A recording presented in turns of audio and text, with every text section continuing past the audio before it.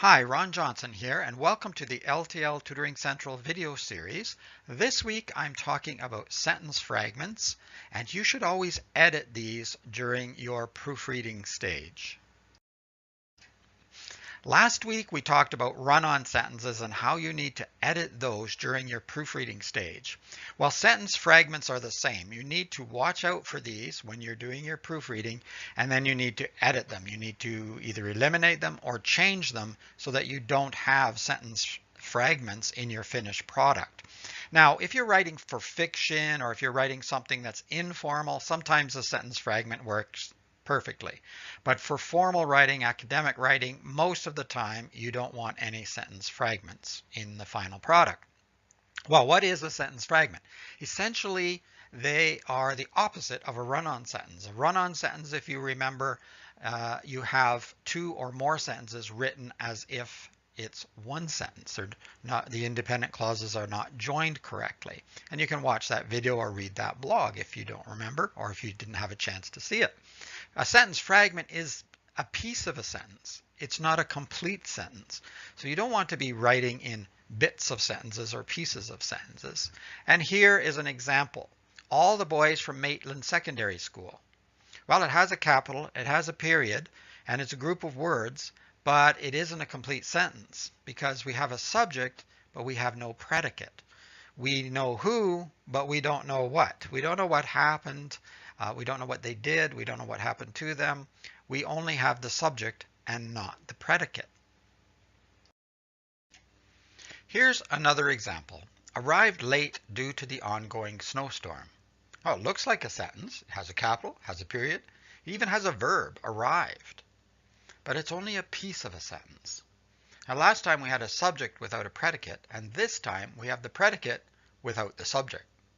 Now, if you're not really familiar with these terms, you might want to take my basic English writing course or my paragraph writing course. I'm going to give a discount coupon for the paragraph writing course later in this video. And there was a coupon for the basic English writing course in last week's video about run-on sentences. So you can still get that discount if you check out that video and get the link. At any rate, we want to eliminate these sentence fragments. Now, you've probably noticed that the first slide and second slide with the sentence fragments could be joined. All the boys from Maitland Secondary School arrived late due to the ongoing snowstorm. So together, they do form a complete sentence. That's why we have the check mark here. And this sentence is now ready to go. Sometimes you'll have a subordinating word or you'll have an appositive within a group of words, and it looks like a complete sentence, but it isn't. We're still waiting for something more. Here's an example. After all the participants had given their speeches. Well, it looks a lot like a sentence, but we're waiting for something more. If you said this to someone, they'd be saying, what happened after all the participants gave their speeches? Well, we don't know. We don't have that part of the sentence. Here's one possible fix. After all the participants had given their speeches, the conference turned into a party. So we have the dependent clause starting with that subordinating word after, and then we have the independent clause. In other words, the main sentence is the conference turned into a party.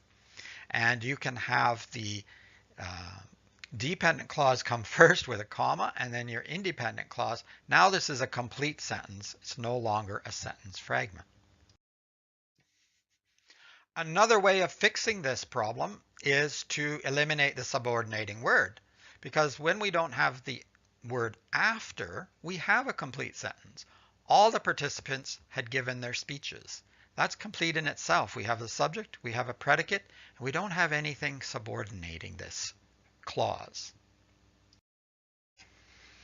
If you're not really comfortable with all these grammar terms, there's something that you can do without getting into that. Of course, you could take one of my courses, as I mentioned before, and there'll be that discount coupon coming up. Here is a tip. Ask yourself this question. If I said this sentence to someone, would he or she understand it and feel it is complete? In other words, if I walked up to someone and said, came to the party, would he or she understand what I mean? Well, of course not. Who came to the party? Your listener or your reader would want to know. Or if I said to someone, John and his troublesome brother Tom, he or she would say to me, what about John and his brother Tom? What happened? What did they do? We're missing information. So asking that question for your sentences can help you know whether or not it's complete. Now, if I said John and his troublesome brother Tom came to the party, yes, my listener or my reader would understand exactly what I was talking about. Now, some students have a problem because they'll have a sentence and it might say, it crashed into the wall. And the sentence before was talking about a car, but this one only has it. And my students say, well, this is a fragment because the reader or the listener won't know what it is. Well, yes and no. Presumably that other sentence will be there either in your speech or in your writing, so they will know the sentence has a subject, it, and it has a predicate. So it's not that kind of understanding. You just have to make sure that you have a complete sentence so that your reader or your listener can comprehend your meaning. Here are some other tips for you, and I'm just going to read them off the screen, so pardon me. Always proofread and edit your work. Very, very important, not just for sentence fragments, not just for run-on sentences, but obviously for spelling errors, for other grammar errors, punctuation mistakes, logic, all of those pieces that have to come together for a formal academic piece of writing. If you want to get the highest grade or if you want the quality of your writing to be the best. Read your sentences aloud if you possibly can, because you'll often hear some of the problems that you miss when you're scanning with your eyes. We often read very quickly when we're reading silently. So reading it aloud is a different way of hearing what you've put down on paper or on the computer screen. Read from the bottom up. This is another method. You can start with the last sentence, then read the second last sentence, and read sort of backwards. That slows you down and it stops your brain from automatically filling in what you thought you wrote. We often do that. It's in our brain, it's in our mind.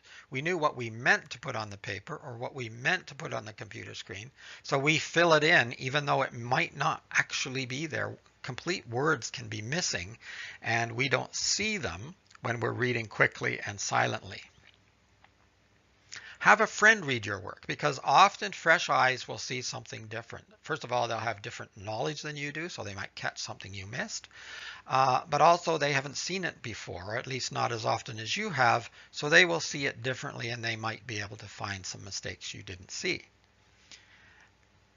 On that same kind of note, you yourself can take a break, walk away, and I put come back another day or another hour. Give yourself some time before you reread it, because then you're not going to be totally fresh because it is your writing. You do know presumably what you put down, but it's not going to be quite as automatic as before, so you will be more likely to pick up on any errors that are there. Don't forget to actually make the edit changes. Sometimes people proofread their work, but they don't make the necessary changes. So the proofreading doesn't do anything by itself. You actually have to do the editing. In other words, when you find a mistake or when you find a problem, you have to do something about it. You have to correct it. It seems obvious, but a lot of us get caught up and very busy. And so you read it over quickly, but you're not really reading with a mind to making any necessary changes. So you want to make sure you do that. So here's a reminder again to always proofread and edit your work. And I've also offered you a discount on my paragraph writing course. I offered a discount on the basic English writing course in the last video and blog, so you can check that out if you'd want to take advantage of that course, either as an alternative to this or in addition to this one. You can just copy and paste the link below, or if you're watching the video on YouTube, you can just, there'll be a clickable link below the video. And you can complete this course at your own pace in your house. You can do it before breakfast. You can do it whenever you like. And so that gives you some freedom. It's an asynchronous course, but you still are able to ask me questions. You're still able to get in touch with me, and I help my students as much as possible. So it's only $10 US right now. So I would take advantage of that if I were you. It's a great course. It's the paragraph writing course is my most popular Udemy course at this time. Need more help? Well, you can ask a question here, or you can get a hold of me through my website at www.tutoringcentral.com, or you can just email tutoringcentral@hotmail.com. Also on the website, you'll see the student survival guide, how to become an A+ student. You can register for that. It's free. It's a good little booklet. It has lots and lots of tips to help you or your child become a better student. You can subscribe to this channel, like the video if you want. Always interested in hearing from you. But in the meantime, have fun learning, keep trying, come back once in a while to look at the videos and remind yourself of some of the skills. It's Ron from L.T.L Tutoring Central, and I'll see you next week. Bye for now.